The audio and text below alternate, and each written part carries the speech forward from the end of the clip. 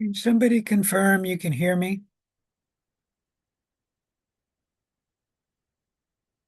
I can hear you. Thank you.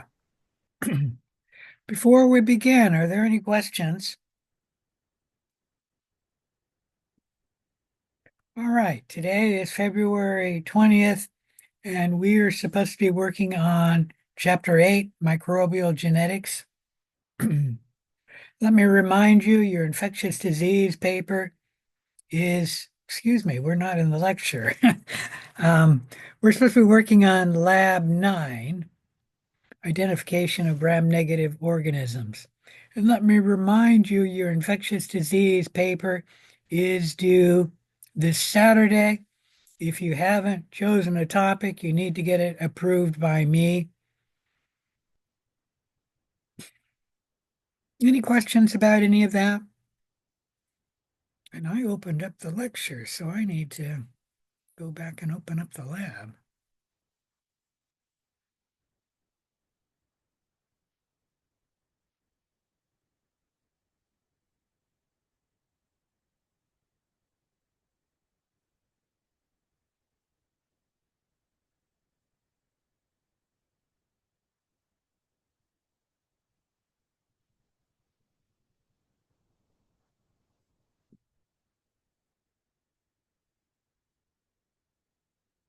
All right, Lab 9, identification of gram-negative bacilli.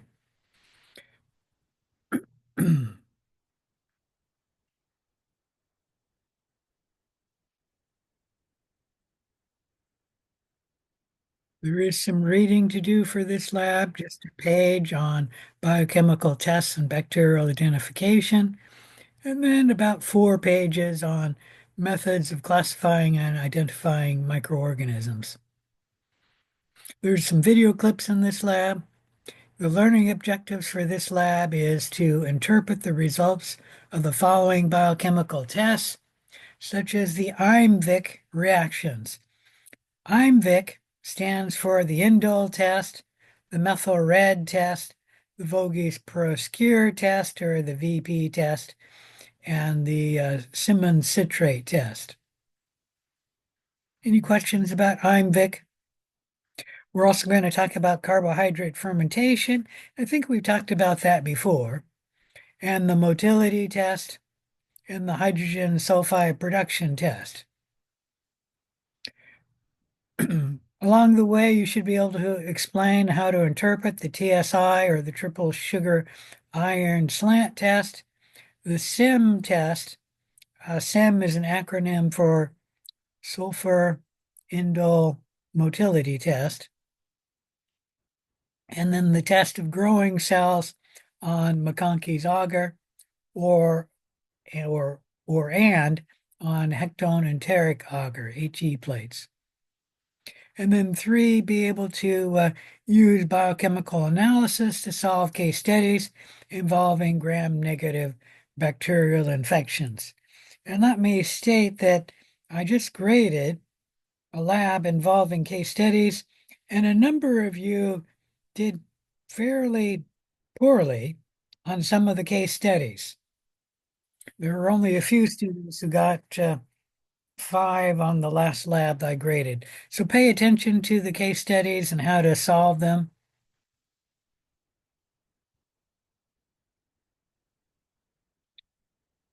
Some members of the family bacteria of Enterobacteriaceae are all small gram-negative non-spore forming bacilli. They are all facultative anaerobes. There are 53 genera in this family, so it's a very large family.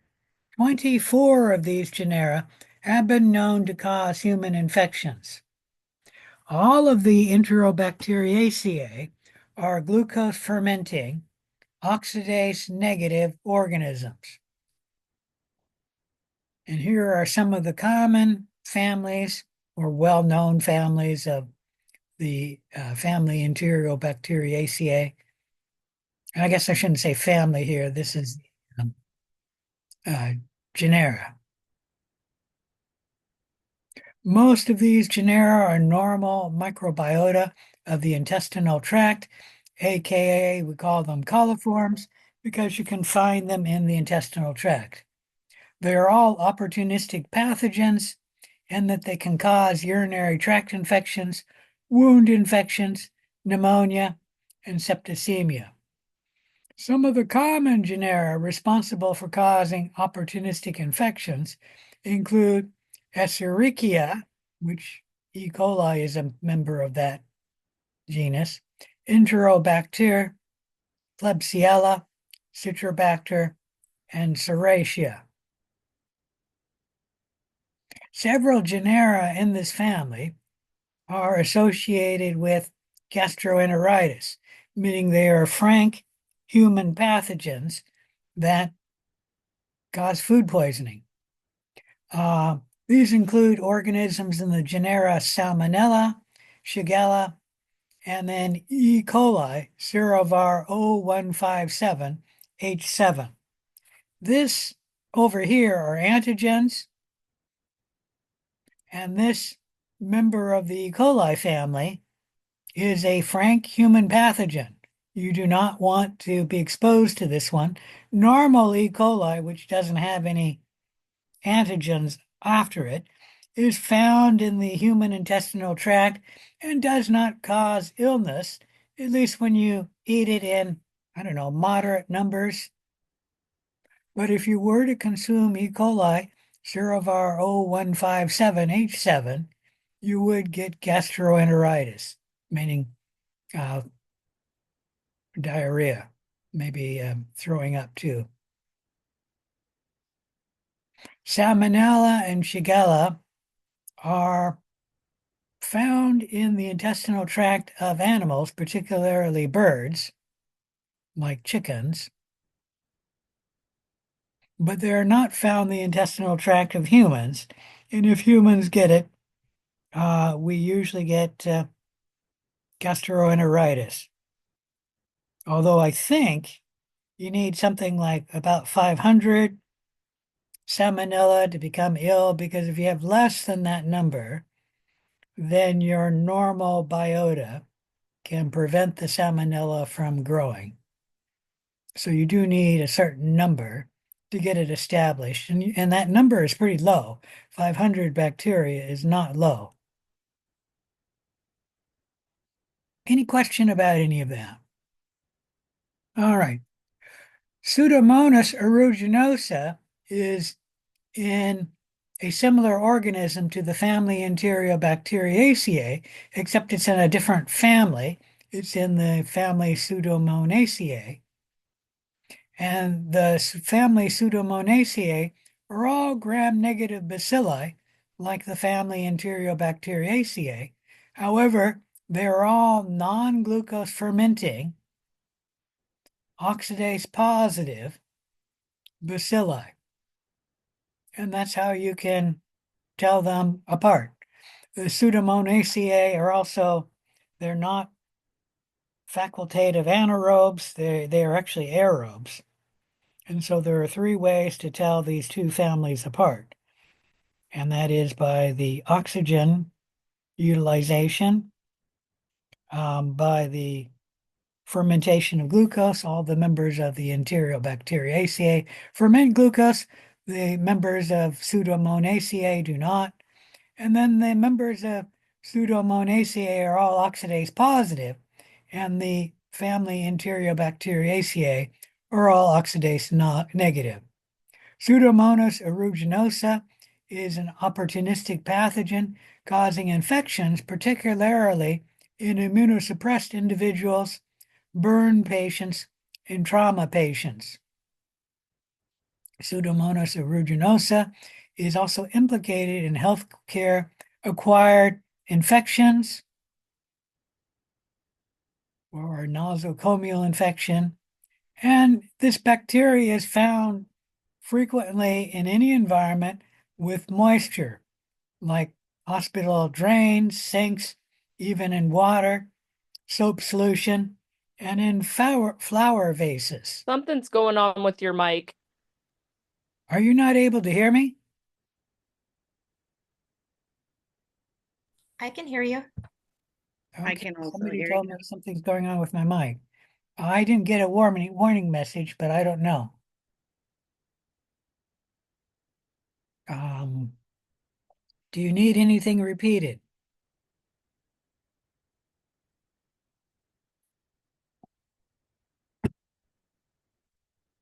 All right, not hearing anything.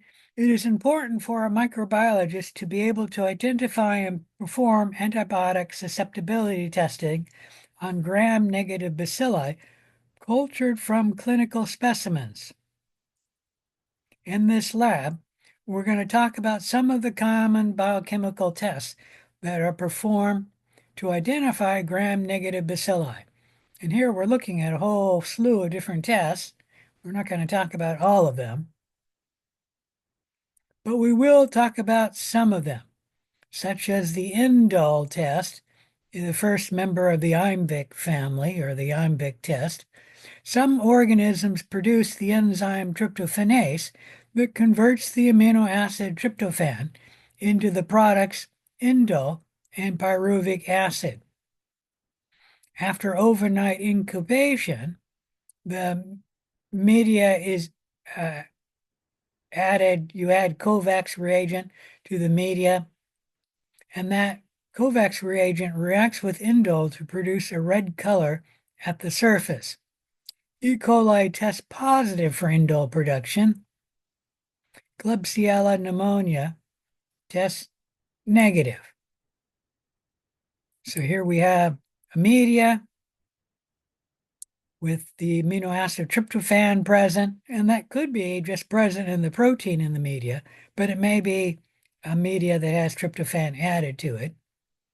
And then in the presence of the enzyme tryptophanase, which the bacteria may have, it produces indole and pyruvic acid and ammonia, and that changes the pH so that actually it doesn't change the pH. The indole reacts with the Kovacs reagent to make a reddish, oops, color. And this doesn't look very reddish. It's the problem of the photograph. That should be a little more red in there, but it's clearly not negative. And so that's indole positive. Any question about any of that? All right. The methyl-red and Voges Perscure tests are two tests that are started in the same tube, looking at the fermentation of glucose to make different metabolic products. In the MR test, we're looking at glycolysis and looking for the production of acid. The MR test has a buffer in it, and if acids are made, they're strong acids, they overcome that buffer, and then the media will retain the red color if it's MR positive. If it's MR negative, when you add the methyl red to it, the tube will instantly turn yellow because there's no acid product, meaning methyl red is red under acid environments, and under neutral or basic environments, methyl red is yellow.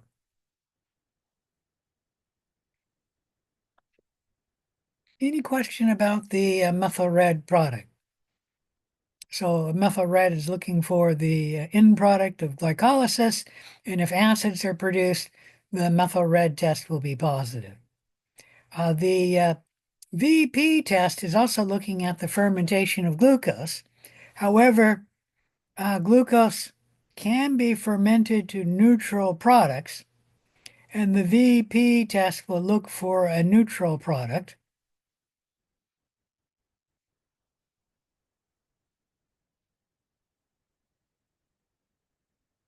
You add Barrett's A and Barrett's B solution to the VP tube. And within 60 minutes, I mean, you have to add oxygen and by shaking the tube for a minute and then let the tube sit for 30 to 60 minutes.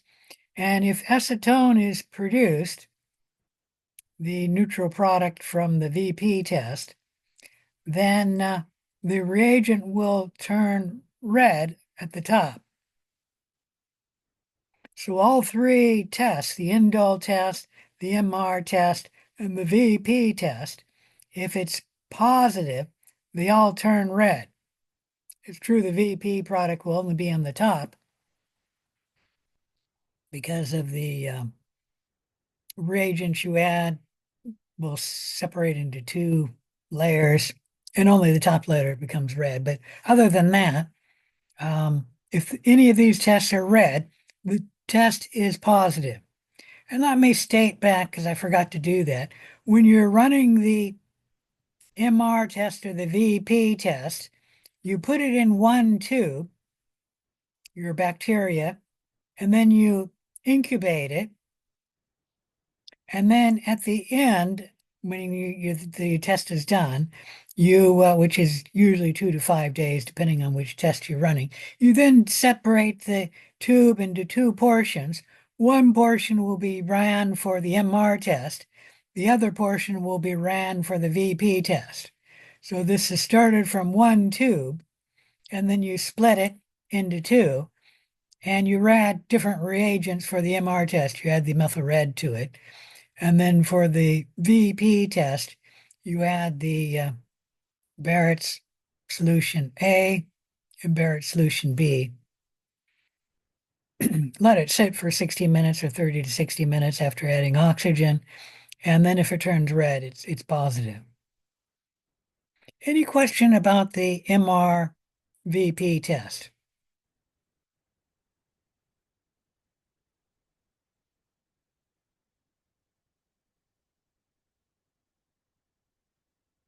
Frequently, but not always, the MR test and the VP test will show different results, but occasionally they may both be positive or both negative.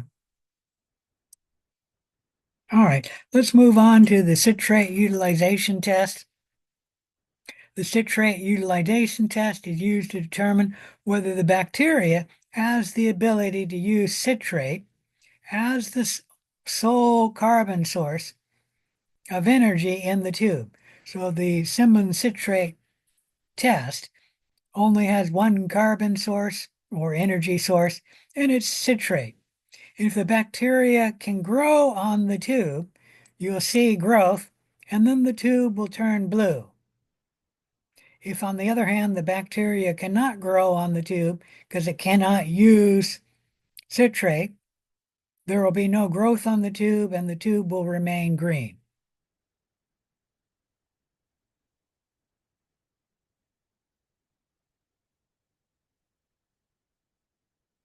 Citrate is metabolized, the pH of the tube will increase, and that will change the color of the tube from green to blue. Any question about any of that? E. coli cannot grow on a citrate tube, so it'll be green. And I think one that can grow on the tube and turn blue is Citrobacter furundi. Citrate is an important reagent or metabolite of the Krebs cycle, so it's right there.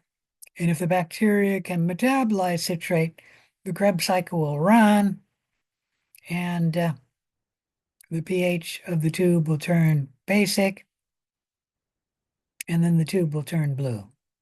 Any question about any of that? All right, let's move on to the PR carbohydrate metabolism test. Carbohydrate in the form of a sugar is added to the tube, and you can add different sugars to the tube. So it's called the carbohydrate fermentation test, but you could also call it the glucose fermentation test or the sucrose fermentation test or any sugar you put in there. So they're all called carbohydrate fermentation. And if you remember, in the unknown project, I mentioned that we have in the discussion of the carbohydrate fermentation test, you find it under carbohydrate utilization test, and that would be the glucose fermentation test, the sucrose fermentation test, whatever sugar you're testing. The only supply of carbon is the sugar that's added to the tube. And if the sugar is fermented, it will create acid products, and that will change the color from red to yellow. And there's two possibilities of being positive. You can have a yellow tube, and that's marked A for acid, or you can have a tube that is both yellow, meaning the sugar has been fermented to acid products, and gas is produced in the fermentation, in which case you'll see a gas bubble in the inverted Durham tube. So this has an inverted Durham tube in the media to collect any gas. And you can see a gas bubble here, and it's yellow in color. So this would be recorded as AG, or acid and gas. And this one didn't have any fermentation of the sugar, no production of gas, and it's scored negative. So these tubes are scored three ways: negative, and then A for just acid production, and then AG for acid and gas production. All right, any question about the carbohydrate metabolism test, where you're looking for the fermentation of one sugar, and it can be many. In our unknown project, you can ferment a possibility of glucose, sucrose, lactose, mannitol, and indole, and possibly others. I remember those. They're on the test. I don't remember if fructose is on that test or not. You can also ferment fructose. Like I say, you can ferment any sugar, but that one might be on the table of the unknowns. I'm not sure if fructose is there, but the others are. Oops. All right, let's talk about the motility medium. A motility medium is a semi-solid media which has a low percentage of agar, less than normally found agar in a tube.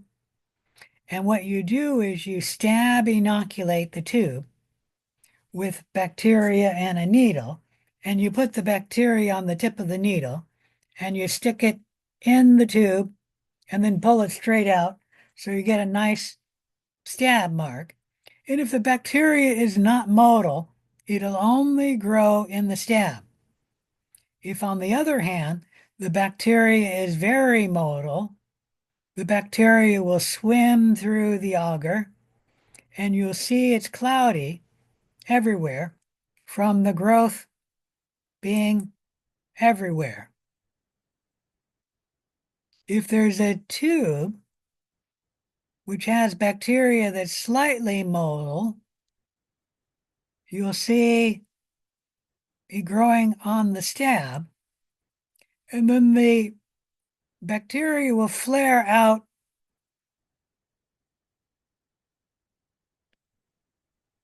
from the stab mark. Trying to make that a big one.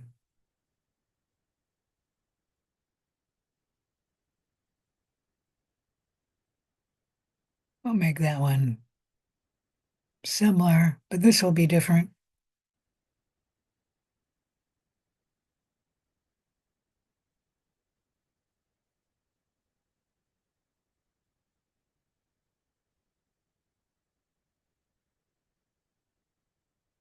So do you see a flare here?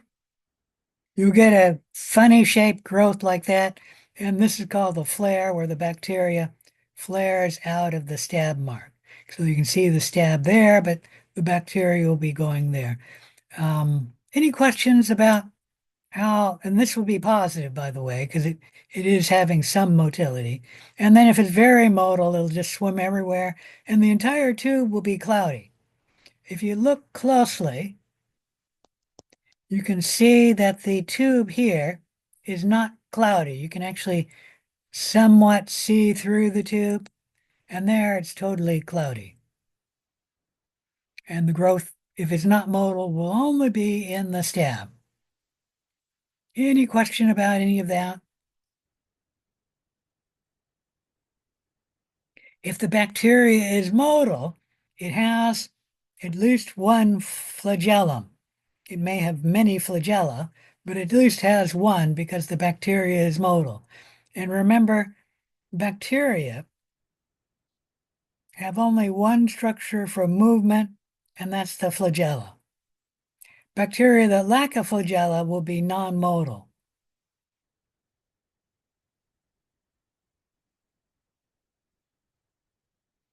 All right. Any questions about that? Let's move on. The hydrogen sulfide production test. Some bacteria can produce hydrogen sulfide. We have several tests that we can use to show that the bacteria produce hydrogen sulfide. You can test it with the TSI test, that's the triple sugar iron slant test. You can test it with the sulfide indole motility test, or that's the SIM test, and that's grown in an auger deep tube. You can test for sulfide production with the hectone enteric auger plate or the HE plates. All three of these media turn black if hydrogen sulfide is produced. So if the bacteria produce hydrogen sulfide, the medium will turn black from a black precipitate forming in the media. Citrobacter, Salmonella, and Proteus species all produce hydrogen sulfide. So they will make any of these three tests turn black.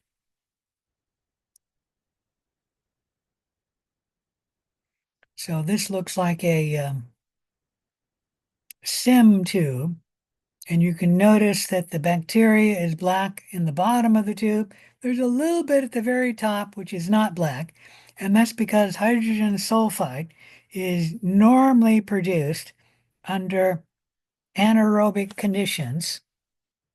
And so on the bottom of the tube, it turns black. On the top, it may not turn black. Let me show you triple sugar iron. I'll talk about that test in a minute. But here we go. The bottom of the tube, once again, turns black. The top of the tube usually is not black.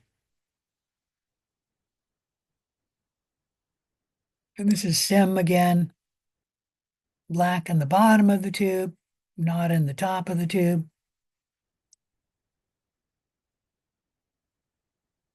And then this is hectone enteric auger, where this species over here, let me blow that up a little. This species on this side of the plate produces hydrogen sulfide, and you can see the colonies, at least most of them are black. And then this species does not produce hydrogen sulfide, and the colonies are their normal color, which in this case is either white or off-white. And that's how you test for the production of hydrogen sulfide.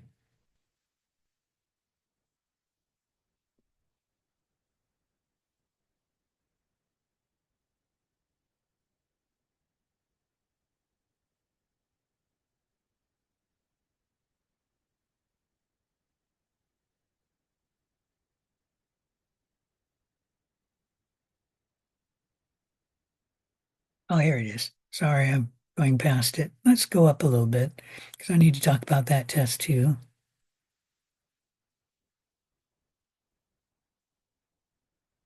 All right. The TSI slant TSI stands for triple sugar iron, is shown here. You inoculate the tube both anaerobically, meaning the bottom of the tube, and aerobically, meaning you inoculate the top of the tube. For inoculating the top of the tube, you get your needle, get the bacteria. I don't know if you can see this. I'm trying to show you. You get a colony and you put the needle through the colony to pick up cells on the tip of the tube. And then you inoculate the slant by putting the needle in a serpentine motion along the slant. Do not cut into the agar. So you just do it on the surface. And you can use a needle for doing the slant. You may also use a loop for doing the slant. For inoculating the agar of the TSI tube, meaning the bottom of the tube, you once again, with a needle, pick up the bacteria on the tip of the needle, and then you stab inoculate into the TSI agar. You should come down a little further. You should come down 2/3 of the way. This is only going down about half of the way. And by half of the way, I'm talking about the bottom of the slant to the tube. This is only going about half the way. You should go about 2/3 of the way. You don't want to go all the way down because if you were to hit the needle to the bottom of the tube, you will damage the needle, and the needles are easily damaged because they can bend very easily. And what you're doing here is you're inoculating the bacteria deep in the tube, and that way you can look at the growth anaerobically, the growth in the lower portion of the tube, and then you're looking at the growth aerobically, the growth that's on the slant. The TSI tube has a number of reactions going on. You're looking at the fermentation of possibly 3 different sugars, sucrose, lactose, and glucose. And note the glucose is 0.1% of the lactose and the sucrose. You're looking at the production of acid. If acid is produced in the tube, the media will turn yellow in color.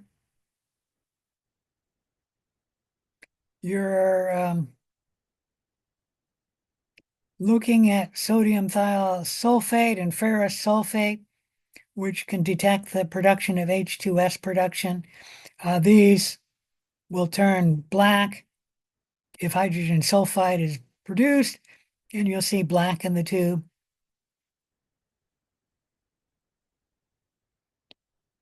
So there are a large possibility of reactions happening. The first is you have negative on the slant, negative in the butt. That means there's no color change in the slant, no color change in the butt. And this is abbreviated either K over K or negative over negative. The slant is the first K or the first negative, and then the butt is the second negative or the second K, meaning no sugar is fermented, no gas is produced, no hydrogen sulfide is produced. So we see no change in both the slant and in the butt. Any question about any of that? All right, the next easiest one to explain is tube 4, and it is yellow in the slant and yellow in the butt. We also see the production of gas. That's why there's a bubble here. That's why the agar is cracking. It's because the gas being produced in this tube cracked the agar and created the bubble pushing up the agar. Because it is yellow in the slant and yellow in the butt, we know that glucose and at least one other sugar, either lactose or sucrose, or both, are fermented. Glucose will be fermented because there's one other sugar that's fermented, and there's at least lactose or sucrose or maybe both of them fermented.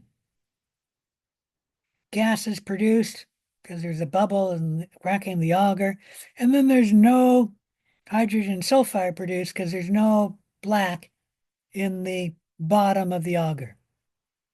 Any question about tube 4? Oh, this is scored as A over A being acid, A being acid. So acid being produced in the slant, acid being produced in the butt.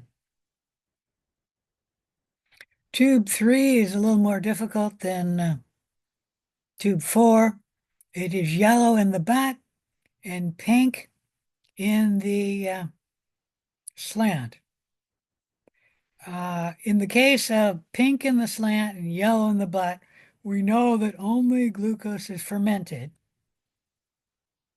because if glucose is the only sugar fermented, it will be utilized up. And so if we were to look at the slant earlier on, it would have been yellow. But once all the glucose becomes used up, the bacteria, instead of dying, starts metabolizing the protein in the media. The protein will make urea. Urea is basic. And so the slant will change color from yellow to pink because the urea is basic. And so the media, which initially was acid from the fermentation of the glucose, will then revert to either a reddish or a pinkish color. And it will turn pink usually because protein is digested, creating urea, which is basic. And the basic will overcome the initial acid, and then the color will revert. And in the time frame of the test, if glucose is the only sugar fermented, it'll be used up in the slant, so it'll turn pink. But in the butt, the sugar is fermented slower, so the butt remains yellow from the fermentation of only the sugar glucose. So if only glucose is fermented, you will see tube 3. But if glucose and one or both other sugars, meaning sucrose or lactose, are fermented, the slant will remain yellow because the lactose and the sucrose are at 1%, and in the time frame of this tube, it will not be used up, and so the slant will remain yellow and the butt will remain yellow. Any question between 3 and 4? Also on 3, there's no hydrogen sulfur produced, so the bottom of the tube's not black. And there's no gas being produced because there's no bubble, there's no cracking of the media, so no gas is being produced. In tube 4, the slant is pink and the bottom of the tube is black. If the bottom of the tube is black, we know that one sugar was fermented because you have to have fermentation in order to get the hydrogen sulfide produced. And so if the tube is black and the slant is either yellow or it is pink, you know that this bottom portion used to be yellow until the hydrogen sulfide changed the color from yellow to black. So this is only glucose is fermented because the bottom would be yellow if it wasn't hidden by the black. And the slant is pinkish because the glucose was all used up and then the protein was digested, changing the slant color from yellow to pink. Obviously, hydrogen sulfide is produced in this tube because it's black on the bottom. And notice how the top is not black. and no gas is produced because there's no cracking of the media.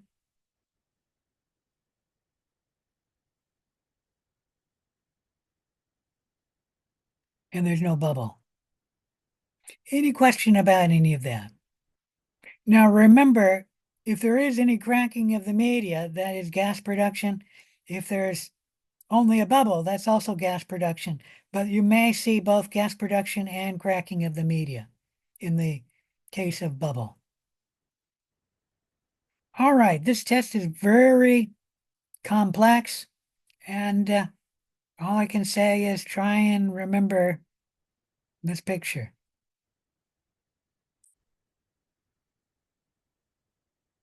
All right, let's move on to the sulfur indole motility test.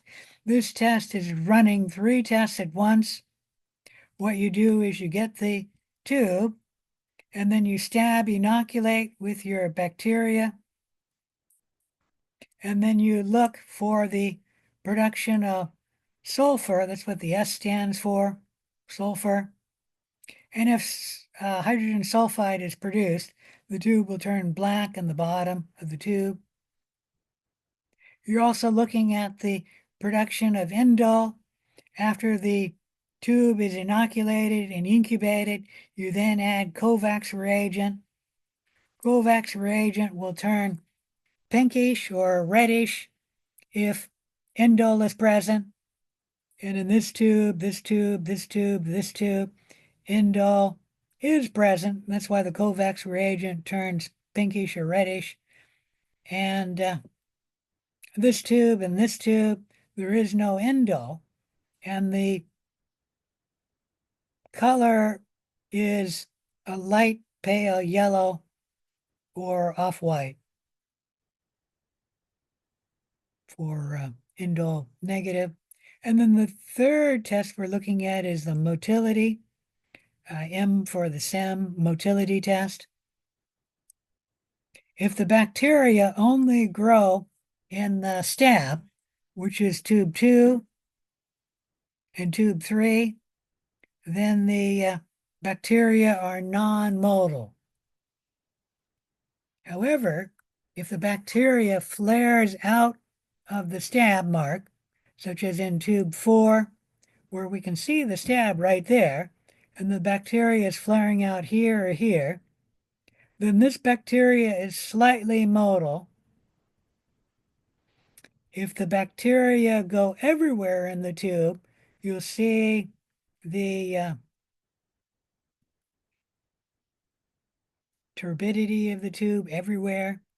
There won't be any place where you can partially see through the tube. And so you won't see a stab mark because everything will be cloudy. And actually in tube 1, we have that. It's just that tube 1 also has the production of hydrogen sulfide. And that's why tube 1 turns black. None of the other tubes are forming hydrogen sulfide. That's why they're not black. And this black is everywhere. That's because the bacteria have swam everywhere in the tube.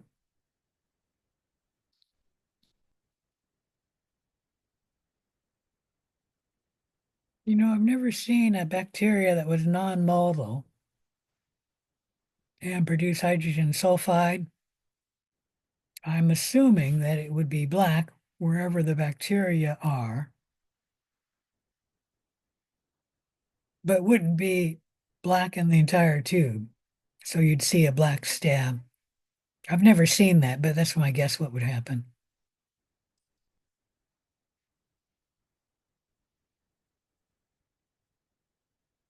All right, any question about the SIMS tube or the SIMS test? If not, let's look at the growth of bacteria on McConkey's or MAC plates. The purpose of both the MAC and the HE plate is to grow gram-negative bacteria, specifically enterics. And so if the bacteria grow on a MAC plate, it's likely to be a gram-negative bacteria. On the McConkey's or the MAC plate, you can also assay for the fermentation of the sugar, lactose. If the bacteria can ferment lactose on a MAC plate, the bacteria will be pinkish in color, the colonies, as well as the growth around the colonies will turn pink. And that's from the acid products in the fermentation of the sugar, the lactose. If the bacteria cannot ferment lactose, but is a gram negative, it will grow on the McConkey's plate, but it will be its normal color, which in this case is either white or off-white. So this is a non-lactose fermenting gram negative, and this is a lactose fermenting gram negative. If you have a gram positive bacteria, it likely will not grow on the McConkey's agar. Any question about McConkey's? All right, let's take a look at the hectone enteric agar, or the HE plates. Once again, if you get bacteria growing on the plate, it is likely to be a gram negative because the gram positives are selected against on the hectone enteric agar, meaning both of these plates have something added to it that gram positives do not like. And so they tend not to grow on either the MAC plate or the HE plate.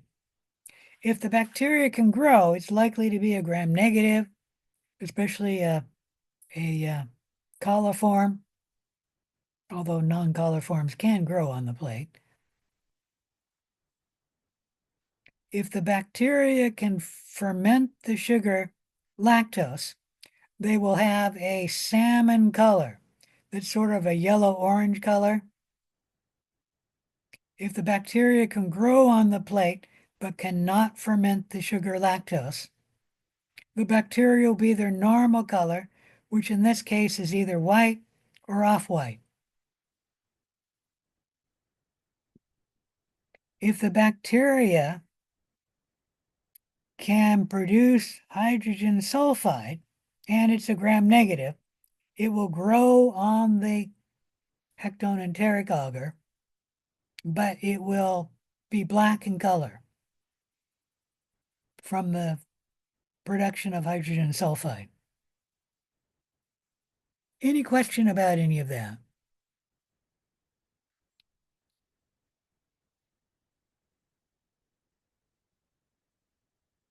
All right, so that's the growth on McConkey's agar and HE agar.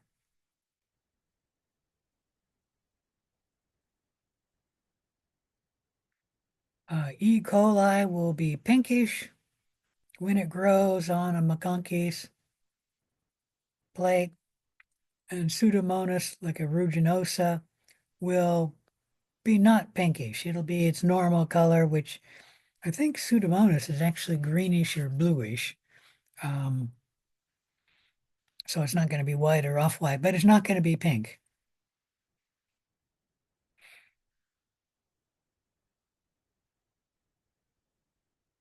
Salmonella, when it grows on an HE plate, will be blackish in color. Shigella, if it grows on a HE plate, will be its normal color, which is actually a blue-green color.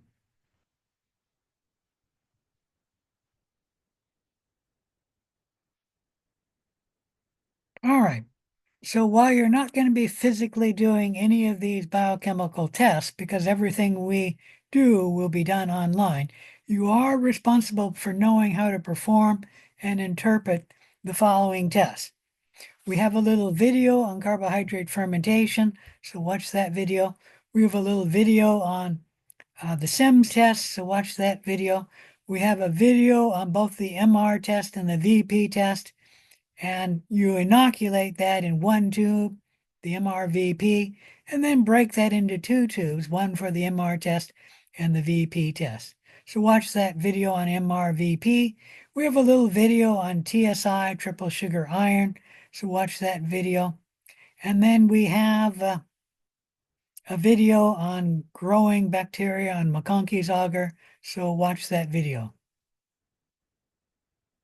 You should be able to complete the information in this lab module from the information in this lab, meaning the questions in the lab worksheet. You should be able to get it from this lab module.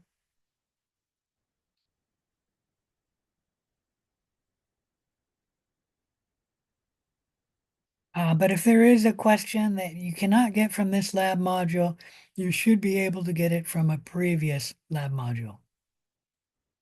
And then there's some case studies, which we'll talk about in just a minute,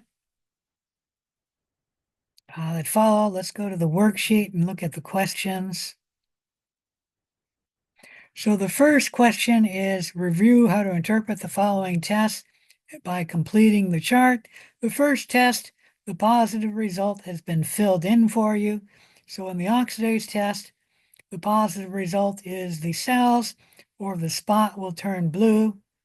So you need to fill in the negative result, and obviously it's not going to be blue. All right. And then write in the positive result and the negative result for the indole test, the positive result for the MR test, and the negative result, the positive and the negative result for the VP test, and the positive and the negative result for the Simmons citrate test. And all of these have come from this lab module, with the exception of the oxidase test. If you don't remember the negative result of the oxidase test, look in a previous lab module. The carbohydrate fermentation test was described in this lab module, so give me the positive and the negative result if a sugar is fermented, and it can be any sugar such as glucose, and then give me the positive result in the carbohydrate fermentation test if gas is produced and if no gas is produced. Now, obviously, to get gas produced, you have to have fermentation going on, but here we're asking for fermentation only, and then here we're only asking for gas production. All right, then let's move on to the triple sugar iron test. This test was described in this lab module. Give me the positive and the negative result if glucose is fermented on the triple sugar iron test. And this you need to write as the color of the slant, or the abbreviation for the slant, over the color of the butt, or you can go the abbreviation for the results of the butt.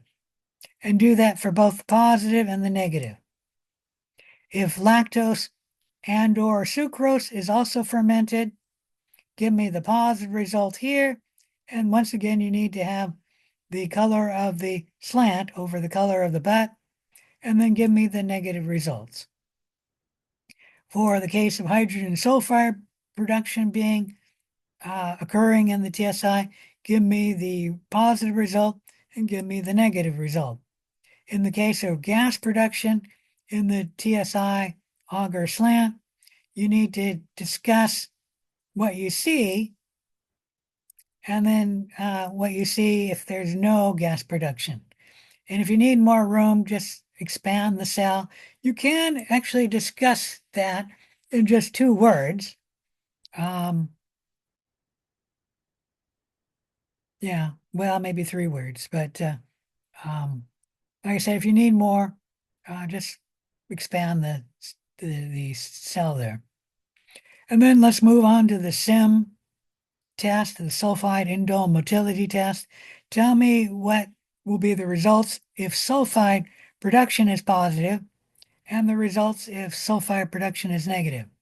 Give me the results if in the SIMS tube, if indole is produced, and give me the results if no indole is produced. And then lastly, give me the result in the positive case if the tube is motile, the bacteria in the tube is motile, and then give me the positive result if the bacteria is not motile. Once again, you need to kind of give a description there. If you need more room, just expand the size of the cell. Oops, went too far. And then lastly, we're looking at growth under the selective and differential augurs, meaning McConkey's augur and HE augur. Give me the result on the plate for lactose fermented in the MAC and the HE plate. And so you need to give me a color and then give me the color if lactose is not fermented on the MAC and the HE plates. Any question about this table?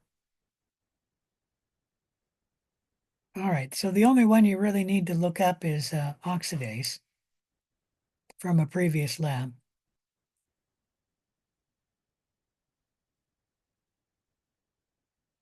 All right, let's move on to question 2. Complete the following. A, and this is A1, what reagent must be added to detect the presence of indole? If indole is present, the test will show what color. So what reagent, and then name the color. B, methyl red is a pH indicator that remains a color under acidic conditions. So give me the color there. And then methyl red pH indicator is used in what test? So give me the name of the test there. And C1, what test uses Barrett's reagent A and B reagents to detect the presence of acetone? So give me the name of the test. And then acetone is a neutral product formed from glucose metabolism. If acetone is present, the test will show what color. Give me C2 right here. D1, Simmons citrate uses the pH indicator. Name the pH indicator. And this pH indicator turns blue under what conditions? Either acidic or basic conditions. So you need to either write one here, acidic or basic, or you can highlight, underline, circle, whatever.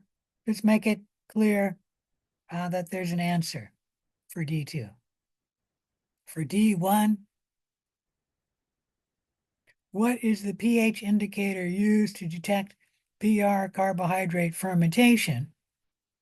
So name that pH indicator there. And this pH indicator is yellow under bold to write acidic or basic conditions. F, bacteria that possess this cell structure test positive for motility. So name the cell structure in question F. G, 3 organisms that produce hydrogen sulfide are, so name one organism, name a second organism, and name a third. And that was mentioned in the lab module. In this case, you can supply any organism which produces hydrogen sulfide. And as long as you're right, I'll give you credit. H, if an organism ferments glucose, but not lactose or sucrose, the TSI will be what color in the slant? Sorry, the TSI slant will be what color? And the deep butt will be what color? So name the colors for H1 and H2. In I, state the 3 tests for which SEM is used, meaning SEM is an acronym for 3 tests. Name the 3 tests that occur in the SEMS tube. And then J1, MAC and HE auger plates are both what? In that they inhibit the growth of something. So you need to write or answer gram positive or gram negative, or you can highlight or underline or write it in there for J2. And MAC and HE are also what? in that they separate various bacteria based on visual differences from sugar fermentation. Any question about J1, J2, or J3? All right. And then on the case studies, which we gave you in the lab module of the case, you use this table for identifying the bacteria in this lab and this lab module only, meaning do not use this table for identifying bacteria in any other labs or in your unknown project, because this is only used to separate these species here. So first in the table, we have the family Enterobacteriaceae, and it has the oxidase test, whether it ferments glucose, whether it ferments lactose, what are the results of the TSI test, what are the results of hydrogen sulfide production test, what are the results of the motility test, what are the results of the indole test, what are the results of the MR test, the VP test, and the Simmons citrate test. Now note that some of the tests do not have a correct answer. And so if you're looking at motility, Serratia mersens has no answer. That means Serratia mersens could be either plus or minus. So if you're trying to determine what it is and you happen to look at the motility test, you must take Serratia mersens as both plus and minus. So it will fit. And hopefully that won't happen. But if it does happen in a case study, you need to put Serratia mersens as either a plus or a minus because it can fit both cases. So we're going to take that as a variable. All the others happen just as it's shown, like Serratia mersens is only positive for glucose fermentation. And then we have this family Pseudomonaceae. There's only one species we're looking at, and that's Pseudomonas aeruginosa. Oxidase positive, does not ferment glucose. Boy, that's kind of broken here. Does not ferment glucose, does not ferment lactose. The TSI result there, and then the Simmons citrate test over here.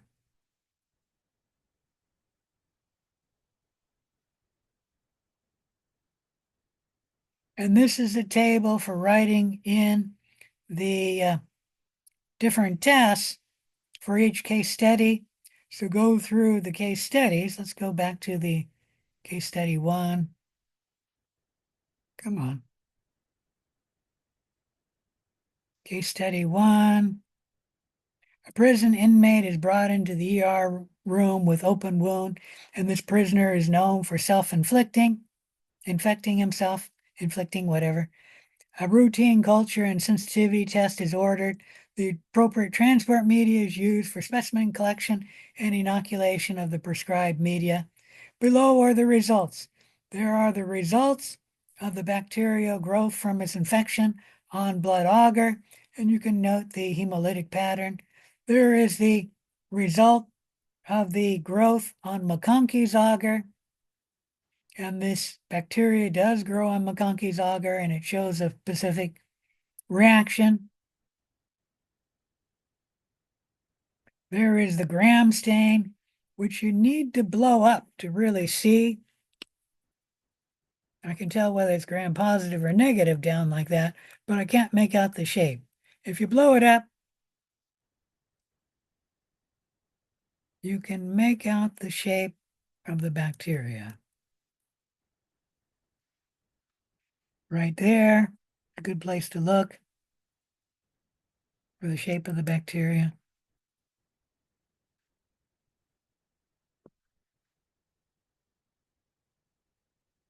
And then the following tests were done on day 2. Up too small.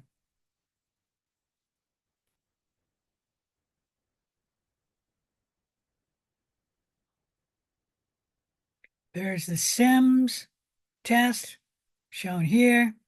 There's the MR test shown there. There's the VP test shown there.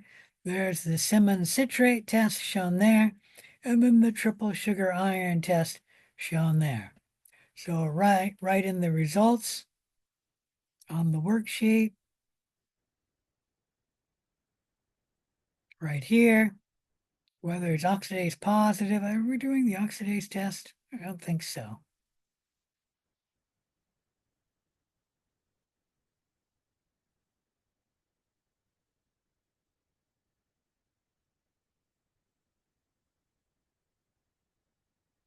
Yeah, we're not doing the oxidase test in case study 1.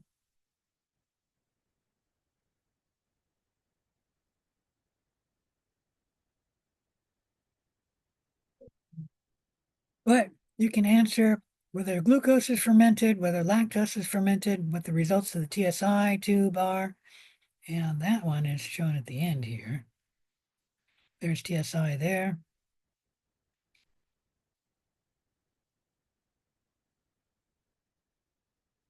Hydrogen sulfide production, motility test.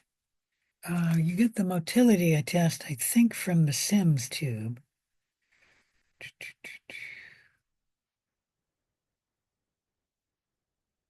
Right there.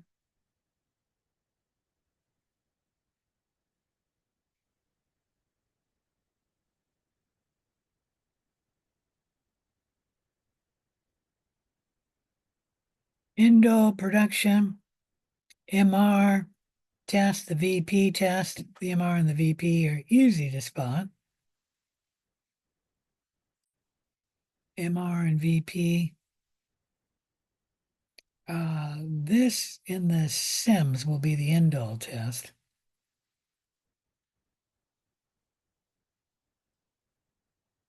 And then lastly, the VP test and the citrate test.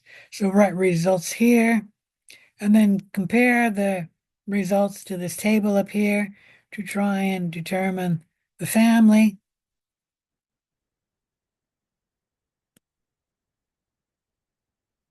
Move on to case study 2 just a little bit. I won't go into all the detail of case study 1, but let's just go through the case study.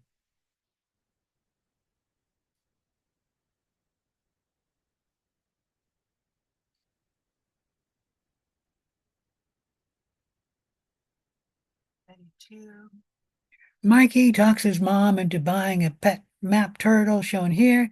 He does well at changing its water, but he's not diligent about washing his hands afterwards.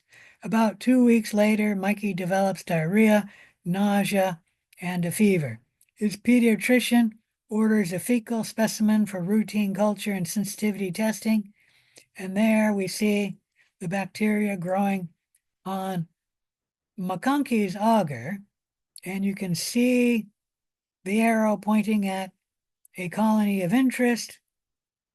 And then where we have the arrow denoting colonies of interest right here and right there on HE auger plates. The test result is catalase positive and oxidase negative. The isolated colonies are then purified and for the colonies of interest. And there we see further results. There's the Sims tube shown here, the MR test shown there, the VP test shown there, the Simmons citrate test shown here, and then the triple sugar iron slant shown here. So fill in the results for case study 2 here. Use the table above to identify the bacteria species. And then once you have the bacteria species,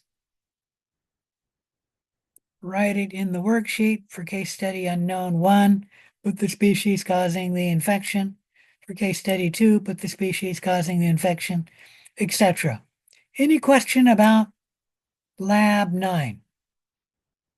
If not, go ahead and get started on lab 9. I will be here until 4:15 or the last student logs out. to help you with any questions or any questions you have. Any questions? All right, get started on the lab.